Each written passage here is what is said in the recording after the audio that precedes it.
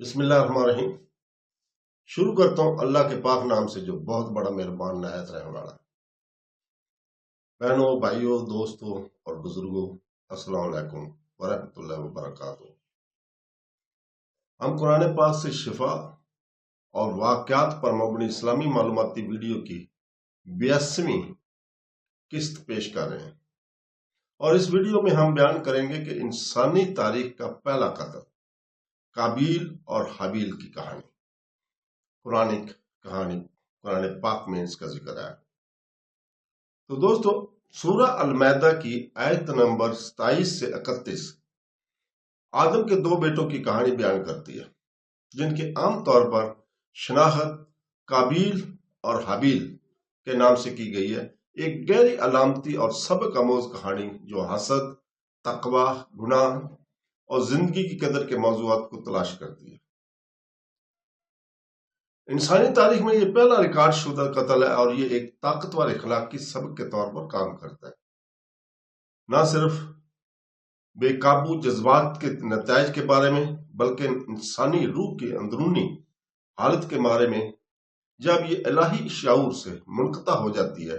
اس کہانی کا تعارف آیت نمبر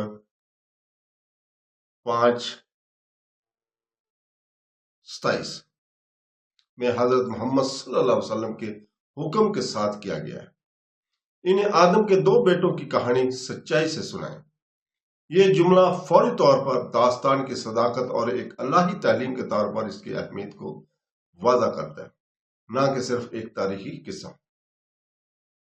دونوں بیٹوں کو اللہ تعالیٰ کے لیے قربانی کرنے کی ہدایت کی گئی۔ آیت کہتی ہے، ہر ایک نے قربانی پیش کی، اور وہ ان میں سے ایک کی طرف سے قبول کی گئی، لیکن دوسرے کی طرف سے نہیں۔ اسلامی روایت کے مطابق حابیل ایک مخلص اور نیک آدمی تھا، جس نے اپنے ریوڑ میں سے بہترین قربانی پیش کی، جبکہ قابیل کا دل خالص نہیں تھا۔ اس نے کمتر پیدا پیش کی، جس میں اخلاص اور عقیدت کی کمی تھی۔ نیتوں میں تضاد اہم ہے۔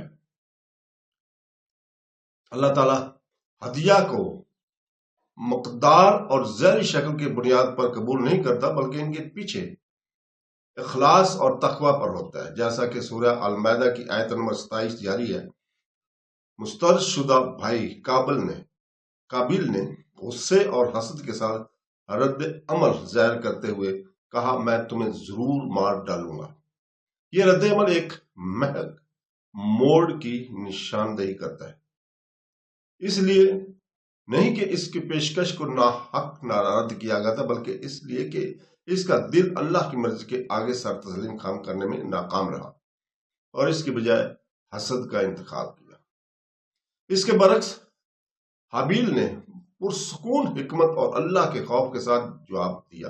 اس نے کہا، میں بے شک اللہ صرف نیک لوگوں میں ہی قبول کیا کرتا ہے۔ اس سادہ لیکن گہرے بیان کے ساتھ حابیل الہی انصاف کی گہری سمجھ کو ظاہر کرتا ہے۔ وہ بحث یا احتجاج نہیں کرتا، وہ وضاحت کرتا ہے کہ قبولیت اخلاص میں مظہر ہے، جانبداری نہیں۔ وہ سورہ المائدہ کی آیت نمبر 28 میں آگے فرماتے ہیں، اگر تم مجھے قتل کرنے کے لیے مجھ پر ہاتھ اٹھاؤ گے تو میں تمہیں قتل کرنے کے لیے تم پر ہاتھ نہیں اٹھاؤں گا۔ بے شک میں اللہ رب العالمین سے ڈرتا ہوں۔ یہ کمزوری نہیں بلکہ روحانی طاقت ہے۔ حابیل اللہ کے فیصلے پر بھروسہ کرتے ہوئے تشدد سے باز رہنے کا انتخاب کرتا ہے۔ اس کا انتخاب ایک اعلیٰ اخلاقی بنیاد کی عکاسی کرتا ہے۔ وہ انتقام کی بجائے راست بازی کو اہمیت دیتا ہے، اور معاملات کو اپنے ہاتھ میں لینے کی بجائے الہی انصاف پر بھروسہ کرتا ہے۔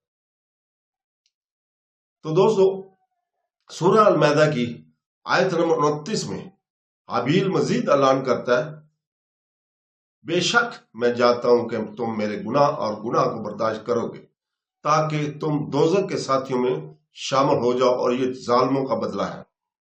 یہ بیان ایک گہرے قرآنی اصول پر زور دیتا ہے۔ جو لوگ ظلم کا ارتکاب کرتے ہیں، وہ نہ صرف اپنے گناہ کا بوجھ اٹھاتے ہیں، جب وہ دوسروں کو ناحق نقصان پہنچاتے ہیں۔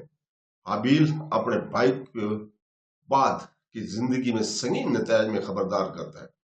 اس تشویش کا اظہار کرتا ہے یہاں تک کہ اس کی اپنی جان کو خطرہ ہے۔ اس واضح اخلاقی استدلال اور حابیل کے پرامن موقف کے باوجود قابیل کی حسد اس پر غالب آ جاتی ہے، جیسا کہ سورہ المائدہ کی آیت نمبر 30 میں ہے، اور اس کی روح نے اسے اپنے بھائی کے قتل کی اجازت دی، اس لیے اس نے اسے قتل کر دیا اور نقصان اٹھانے والوں میں سے ہو گیا۔ اس سے ظاہر ہوتا ہے کہ اصل میدان جنگ قابیل کے دل میں تھا۔ حسد اور غرور کی آواز صداقت کی آواز سے زیادہ مضبوط تھی۔ اس کے سامنے جھک کر اس نے انسانی تاریخ کا پہلا قتل کیا اور ہارنے والوں میں سے ہونے کا لیبل حاصل کیا، جو اپنی روح کی پاکیزگی کو قلیل جذبات کے لیے قربان کر دیتے ہیں۔ قتل کے بعد آیت نمبر 31 ایک حیران کن منظر پیش کرتی ہے۔ اللہ ایک کوا بھیجتا ہے جو زمین کھرتا ہے تاکہ قابیل کو دکھائے کہ اپنے بھائی کی لاش کو کیسے دفن کیا جائے۔ یہ دیکھ کر قابیل کہتا ہے، افسوس، کیا میں اس کوے کی طرح بن کر اپنے بھائی کی لاش کو چھپانے میں ناکام رہا؟ پھر شرم سے بھر کر اسے دفن کر دیا۔ کہانی کا یہ حصہ صرف تدفین کے عمل کے بارے میں نہیں ہے، یہ جرم کے وزن اور غلط کام کے احساس کے علامت ہے۔ قابیل کو یہ علم نہیں تھا کہ اپنے بھائی کی لاش کا کیا کرے جب تک اللہ تعالیٰ نے اسے کم عقل مخلوق کے ذریعے سکھایا۔ کوا عاجزی اور سیکھنے کی علامت بن جاتا ہے۔ قابیل اور ہم سب کو یاد دلاتا ہے کہ جب صرف غرور اور نفرت سے رہنمائی حاصل کی جائے تو انسان کس قدر نیچے گر سکتا ہے، اور جانور بھی کیسے خدائی حکمت کے پیغمبر کے طور پر کام کر سکتے ہیں۔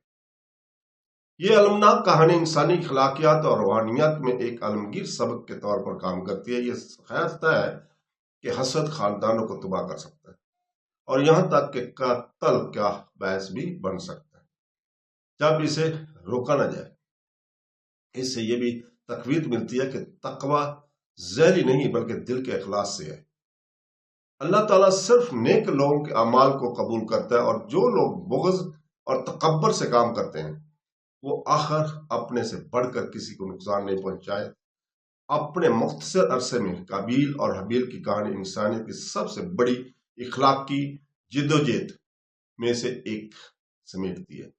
انا اور تسلیم کے درمیان جنگ، غصے اور ضبط کے درمیان، اور روح کی تباہی اور اس کی نجات کے درمیان۔ تو دوستو، اس کے ساتھ ہی ہم آج اجازت چاہتے ہیں۔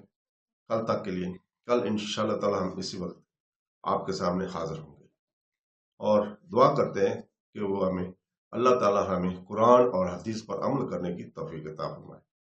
آمین ثم آمین۔ اللہ حافظ۔